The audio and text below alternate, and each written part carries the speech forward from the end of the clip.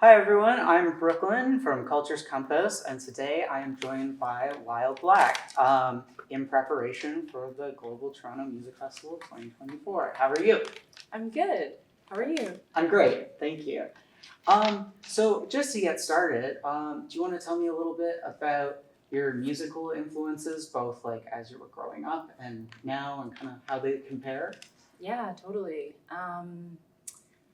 I grew up in a household that had a lot of music playing. My mom is a big fan of music and she sings a lot. So I remember just hearing a variety of styles from like traditional Ethiopian music, which is my background, and then like Bob Marley. She had this mixtape that I absolutely loved that I'm sad that I lost, that had like Motown and artists like Madonna and Whitney Houston and Janet Jackson and yeah, so all types of genres, and that's kind of what I grew up listening to as a young child. And then when I was a teenager, was really into rock music. Had a lot of I started a rock band with my best girlfriends, and listened to a lot of Nirvana and Hole and Weezer, and but then also loved Janet Jackson, Madonna, Mariah Carey, Whitney Houston, that type of stuff. So I feel like there's just a wide range of styles that I grew up listening to, and I can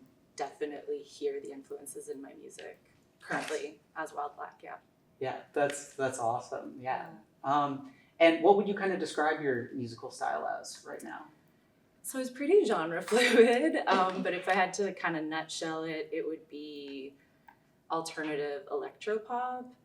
I kind of, when I first started releasing music, it's definitely been more like electropop, but I've been kind of leaning into my alternative roots and incorporating more kind of like guitar driven, a little bit heavier styles of playing and music and songwriting. So yeah, it's pretty genre fluid. I'd say like alternative pop.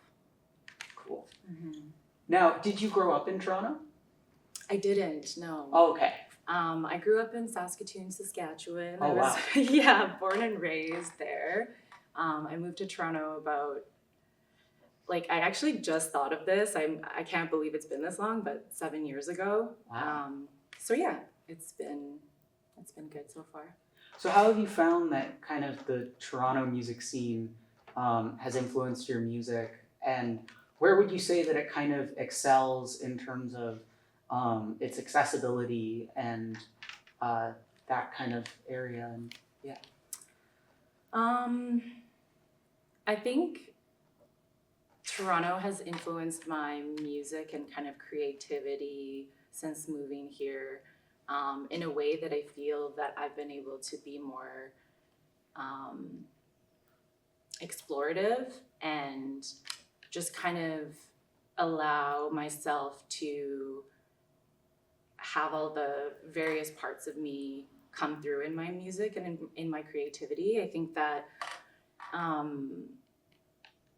Toronto just has like so much going on. There's a lot of culture, there's a lot of different types of people. And when I grew up in Saskatchewan, it was very white, and I was very much one of the only Black kids at like school or at concerts. And so coming to Toronto is just like, I get to see people that look like me and get to kind of, it just feels more expansive. So I feel like that is just really inspiring to see and to be a part of, and definitely is reflected in my music. Awesome. And now you're going to be one of the artists in the Global Toronto Music Festival this year. Yeah. So what can we kind of expect from your performance there? Yeah, I'm really, really excited to be a part of the Global Toronto Music Festival. I was so happy to be selected, and for my performance, and it's just going to be a lot of fun. I feel like my sound is, as I've mentioned, genre fluid, so it will just kind of take you on this journey of like, there'll be dancey elements, there'll be kind of moodier, dreamy, nostalgic vibes. It'll be a bit of a party and a bit of like an emotional experience too. So yeah, it's awesome. Yeah, it's a lot of fun. Yeah, that's looking forward to it. Yeah, me too. Yeah, so kind of to finish this up, do you have any upcoming projects or projects that have been released recently that we can kind of listen to in preparation for that? Or Yeah, so we're actually just coming up on the 1 year anniversary of my release, Stay Dreamin', which is the first song that I released on Nextdoor Records. So I'm excited to celebrate that. It's actually on my birthday as well. So oh wow, yeah, that's on Wednesday. And then since that, I released a single called I Miss the High. So that I have a couple music videos that people can check out that I've directed and edited, and that I'm stoked about that. But I have an album on the way with the label, and yeah, just new singles and music that will be kind of rolling out in preparation for the album release. So that's awesome, and happy early birthday too. thank you so much. Yeah, well, I think that's everything. Where what's the best way for people to find you on social media? Yeah, so if you want to find Wild Black, you can find me at Wild Black Music on all platforms, and wildblackmusic.com. All right, well, it was wonderful talking to you Nice today. talking to you too. Thank you And so much. it'll be awesome to hear from you at Global Toronto Music Festival. I'm excited. Thank you.